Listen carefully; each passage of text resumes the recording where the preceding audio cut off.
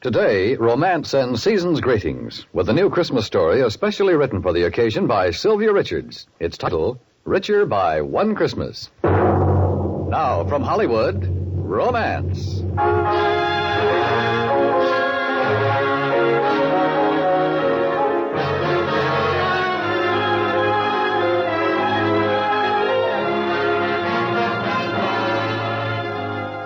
Romance. Transcribed stories of love and adventure, of comedy and crisis, of conflict and human emotion. Today, a story of Christmas time, of Christmas present, starring Miss Virginia Gregg as Evelyn in Richer by One Christmas.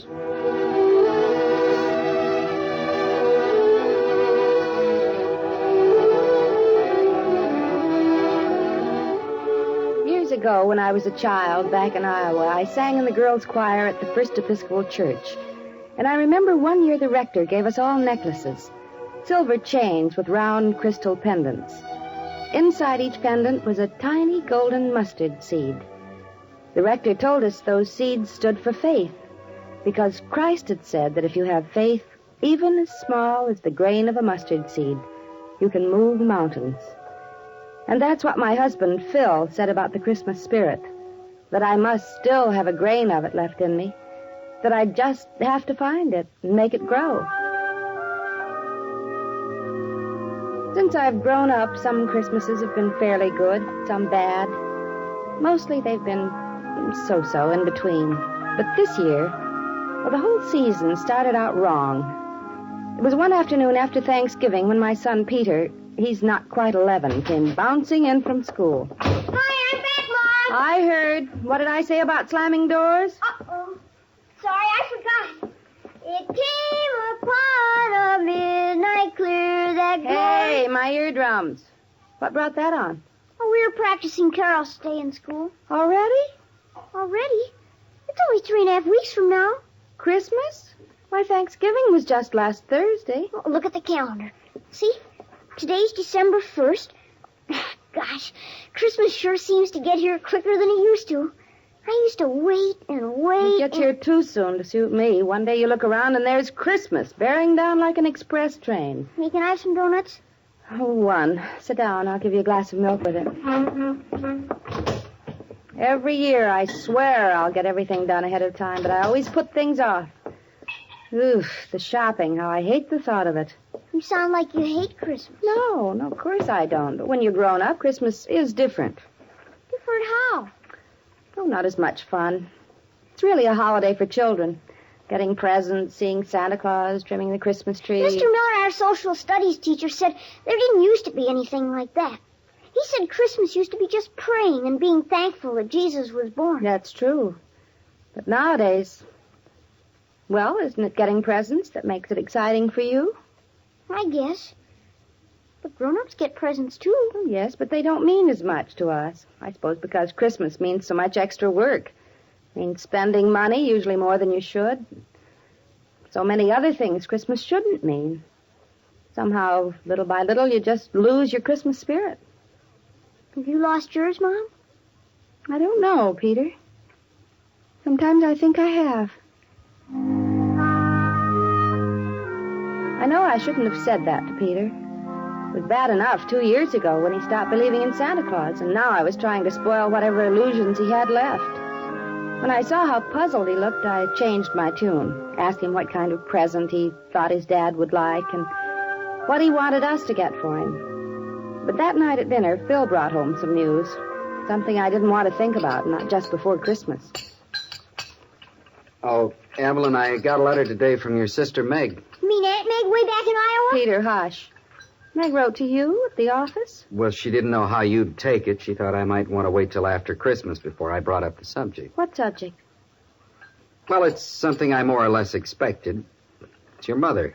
It seems she's become quite feeble and her memory's more or less shot. Meg says she just can't cope with the situation any longer. Oh, I send money, and so does Alex. It's not just the money. Meg's away at work all day, and it isn't safe to leave your mother alone. So? What does she suggest? Here's the letter. Read what she says.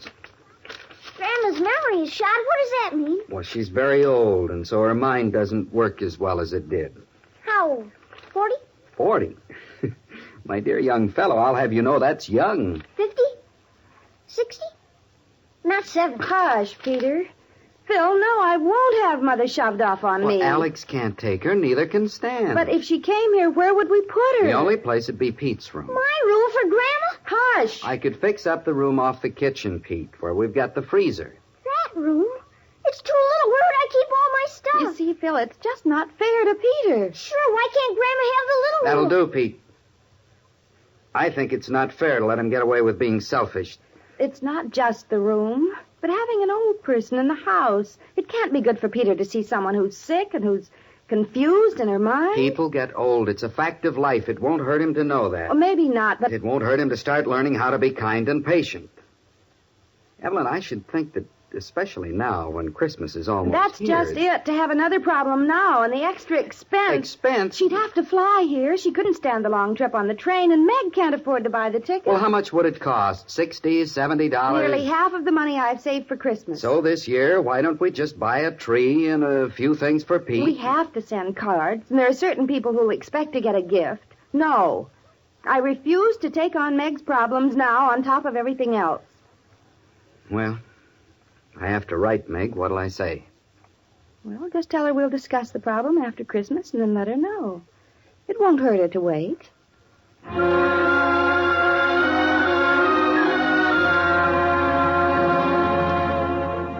No, it wouldn't hurt Meg to wait. My mother? Well, at her age, I doubted it would make any difference to her where she spent Christmas. Still, I must have had a bad conscience because I felt more and more miserable as the days went by and less like Christmas. I worked like a tiger, cleaning the house and went shopping nearly every day, battling my way through the crowds to buy gifts. And all over the city, I saw lights and decorations, heard bells ringing, singing of carols. But nothing happened. I still had no feeling, not one tiny spark of real Christmas spirit. Boy, that's a great package, Mom. Oh, your mother's an artist at wrapping gifts. Oh, thank you, kind sirs. Well, who's that one for? Al's Children. It's a collection of magic tricks. Oh. Who's this one for with the pine cones on top? That? Isn't it marked? Oh, never mind. It's for Connie, the cleaning woman. There, this one's done. Peter, it's past your bedtime. It's vacation, no school. But aren't you going to work for Mrs. Krieg tomorrow, washing windows or something? Hey, you got a job, Pete? Yep, Mrs. Krieg's. He's paying me 50 cents an hour. You'll be filthy rich. Peter? Let me wrap one package first. All right, wrap this one. It's for the milkman. You mean we gotta give him a present? We don't got to, but we'll get better service if we do. Here. Use this gold paper and the brown ribbon. Okay. Oh, I'm bone tired. I've never seen such crowds. Are you anywhere near finished? I'd better be. Only 2 more shopping days. You want me to buy the tree? I'll get it Christmas Eve. Oh, will you? It would be one thing off my mind. I swear, Evelyn, you sound like you were fighting a battle, a turning point in a war. Whoa! Pow, over the top, Christmas. Gotcha! If that's how I sound, that's how I feel.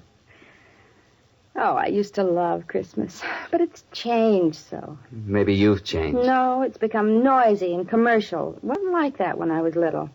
What was it like? Oh, everything was different. Well, one thing, back in Iowa, the weather must have been different. Yes, that's partly what's wrong. Here in California, there aren't any real seasons, no winter. It's winter now. You mean because of the rain we're having? Well, this is more like spring weather back east. What was winter like there, Mom? In Iowa? Snow. Day after day for weeks. Some days it drifted down, a few whirling flakes, and then there'd be a storm. The air filled with snow, the whole world white and still and cold. So what was Christmas like? Why, it was right in the center, in the heart of all that cold and whiteness. A bright, bright day. Christmas Day. I guess I finished this package, Mom. Oh, thank you, Peter. Oh, you did a good job, son. I guess I'll go to bed now. Good night, darling. Night. Good night, Peter. You know something, Mom? You know what somebody ought to give you for a present? No, what? A snowstorm. A great, big, beautiful white snowstorm. Then I bet you'd like Christmas again. As much as you used to.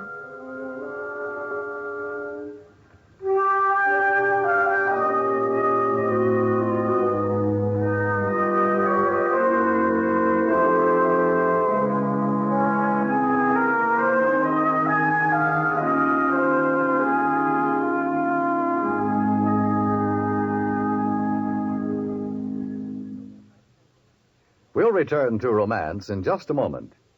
Tonight, Christmas Eve, the whole nation is invited to the largest carol service ever held. CBS Radio is bringing you its guest star, Bing Crosby, in a full hour of the beloved Christmas hymns and songs and airs from olden times to the present. You and your family are cordially invited to gather around your own Christmas tree as millions of other families gather around their trees and sing with this wonderful balladeer.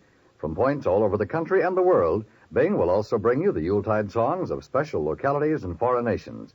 Tonight, Christmas Eve, as America sings with Bing on most of these same stations. You and your family join in. And now for the second act of Romance.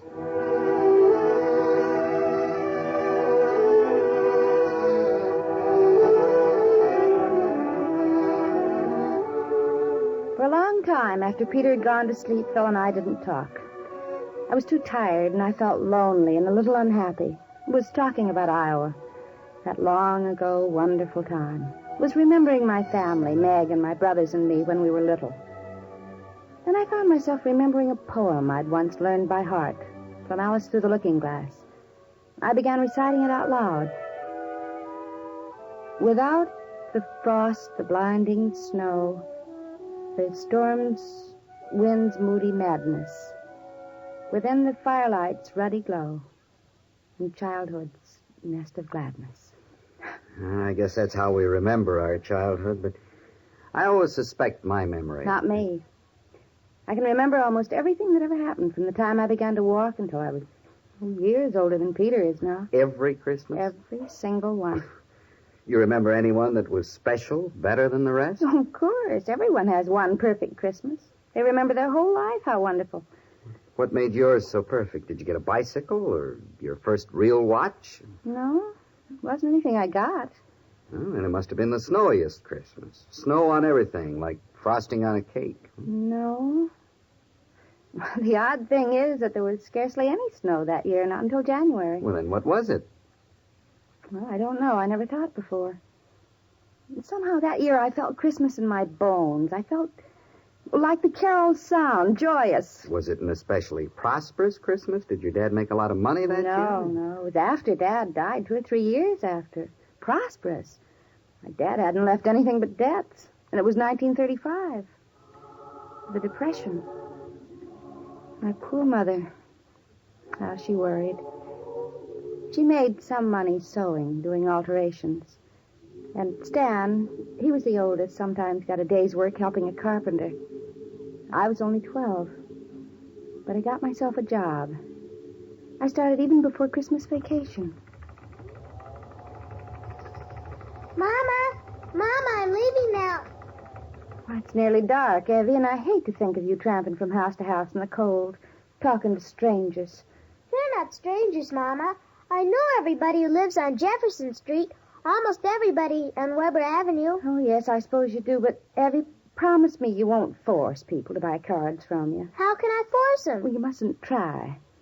So many people are having a hard time, and I hate to think of anyone spending money if they can't afford it. Mama, I've only sold 3 boxes. One to Miss Dory Haskell, and she can afford more than that. And 2 boxes to the manager of the Liberty Theater. Well, I suppose in his case, Christmas cards are really a business expense. I have to sell 20 boxes. Why? For a reason. I don't want to tell you yet. Poor little Evie. I can guess why.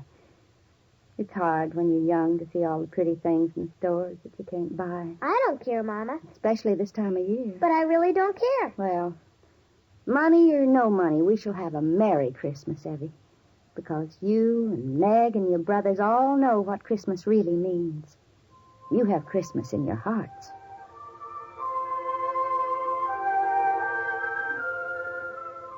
The Christmas cards I was trying to sell were cheap and ugly, and I knew it.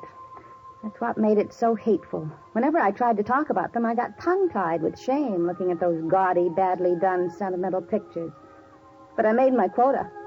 I sold 21 boxes, the last 2 the afternoon before Christmas, just in time. In time for what? To go down and spend my hard-earned money. It was the first time I'd ever gone downtown all by myself. How much did you have? Well, I got 35 cents on each box, so it was $7.35, a fortune. So you went downtown clutching your money in your hot little fist. Mm-hmm. And then what? I went on the streetcar. That cost 5 cents. It was nearly 5 o'clock. And already dark, but all the stores were lighted. There were lots of people still shopping. I walked along the sidewalk, looking into all the dazzling windows. I stood in front of the saltwater taffy store and sniffed. That wonderful smell. I stood outside Woolworth's and watched the people. Up the street, I could hear the chimes on the Methodist church. Right in front of the store, a Salvation Army woman was ringing her little bell. Now and then, somebody came by who knew me. Hello there, Evie. Hello, Mr. Thompson. Waiting to see Santa Claus? He's already left. Going back to the North Pole. Tonight's his busy night. I'm not waiting for anyone. I'm going to buy a Christmas present. Good. Good for you. Well, Merry Christmas. Merry Christmas, Mr. Thompson. Standing there, something started to worry me. I hadn't seen anybody drop any money in the Salvation Army kettle.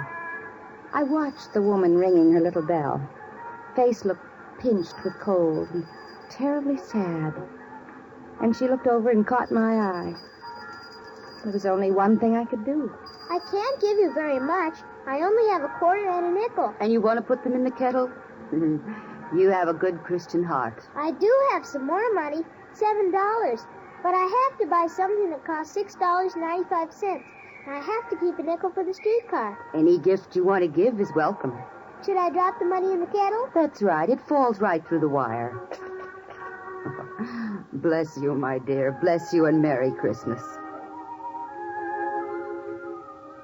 By then, some of the stores were closing. Doors were being locked and lights dimmed. I was afraid I might be too late. I started running because it was 2 blocks to getting the store. Well, what did you want to buy? It was a present for my mother. Nothing for yourself? No, for her. Something to make her smile, not look so tired. While you were selling the cards, you didn't tell anyone. Not even Meg. Whenever I thought of how Mother would look on Christmas morning, I hugged myself. Well, did you get to the store in time? Just in time. The man had closed one of the big doors, and I slipped in before he closed the other one. Giddings was beautiful. At least I thought so then. I knew exactly where to go, to the notions department. Months before, I'd seen the present I was going to buy, and my heart turned over with joy when I saw it was still there behind the glass. You want to buy something, dear? That, on the bottom shelf. Oh, this. You know how much it costs? Yes, $6.95. Plus the sales tax, 7 cents. Altogether, it's $7.02. I only have $7, but I'll bring you the 2 cents the day after Christmas. Well, no. I guess I can spare 2 cents. Thank you, but I'll pay it back. That's all right. It's a Christmas present. Now, do you want me to wrap this as a gift? Of course, I'd spent every cent, so I couldn't take the streetcar.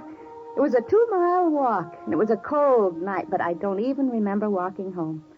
I think I must have floated all the way. Well, tell me, what was the present? A little doll. I guess you'd call it a Dresden doll. She was tiny and delicate and held her arms out so. A colonial lady, though her hair was white till it powdered.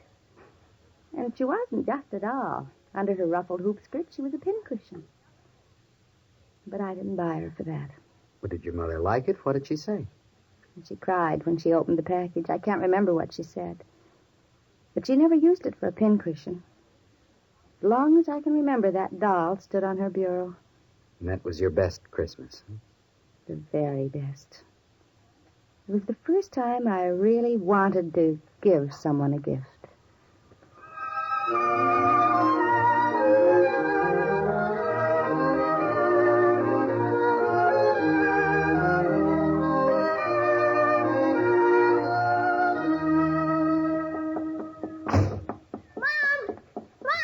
What is that, Pete? A present for Mom. Peter, is that where you've been? Sure. One time I'd seen one of these things.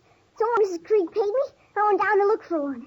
I bet I looked in more than 50 stores. Mom, do me a favor. Open it now. Oh, I think I should wait until tomorrow morning. Oh, this is something you ought to have tonight. Before Christmas. Go ahead, Evelyn. All right. It doesn't look too good. It's kind of hard to wrap. It's so heavy and round. Well, it's made of glass. What's that inside? Shake it, Mom. Shake it hard. Oh, a snowstorm. A beautiful white snowstorm. Oh, Peter, it's a lovely present. The loveliest I ever had. You're crying. It's because it's so pretty. I knew you'd be surprised. Yes. And I have another surprise. For all of us. Grandma's coming tomorrow. You sent for her? Of course, I had to. When I remembered that other Christmas, when I thought she might not live to have many more, but I knew how wonderful this one was going to be. And at that moment, something happened. The room changed. It became a room simply bulging with Christmas, and I changed. The mustard seed had been there, and now it started to grow and grow.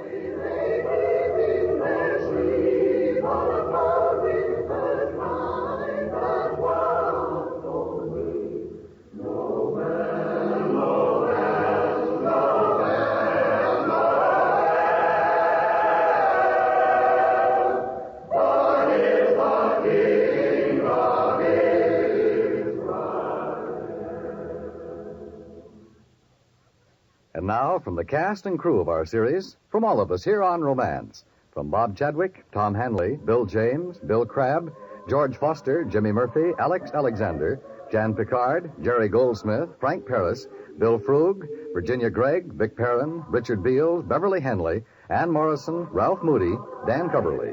To all of you, a very merry, merry Christmas.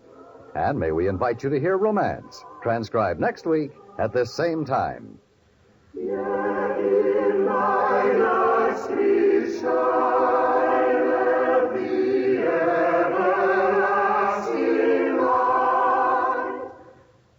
Tomorrow, on our program called On a Sunday Afternoon, Del Sharbutt will show you in words and music how Christmas sounds far from your home. Alfredo Antonini with his great orchestra, and baritone star Stuart Foster will also be here on Christmas Day on a Sunday afternoon. Stay tuned now for Gunsmoke, which follows immediately over most of these same stations.